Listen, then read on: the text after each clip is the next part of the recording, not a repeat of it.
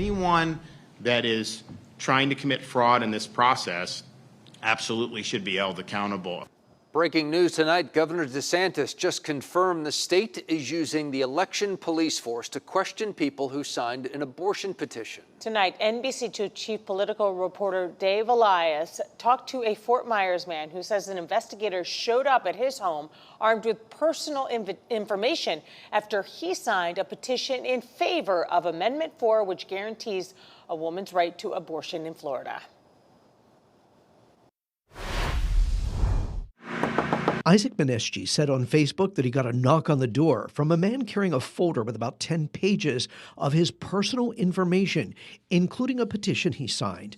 He said, quote, "It was obvious to me that a significant effort was exerted to determine if I indeed had signed the petition.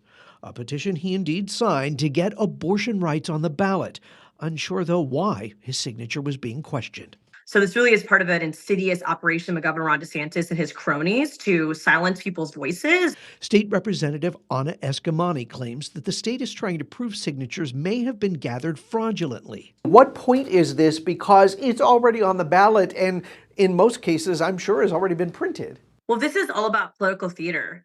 The reality is that the Republican Party of Florida already has television ads out right now accusing Amendment 4 of being fraudulent. Governor Ron DeSantis today in Miami confirming and defending the investigation. Anyone who submitted a petition accurately that's a valid voter is totally within their rights to do it. They're not investigating that. What they're investigating is fraudulent petitions. I visited Lee County Supervisor of Elections, Tommy Doyle. Were you made aware of this and what do you know about it? I only aware when I read in the paper. I had no idea that there was any type of investigation. Should you have been made aware of it so that if you start getting phone calls, you can at least answer if it's legit? That would have been nice, yeah.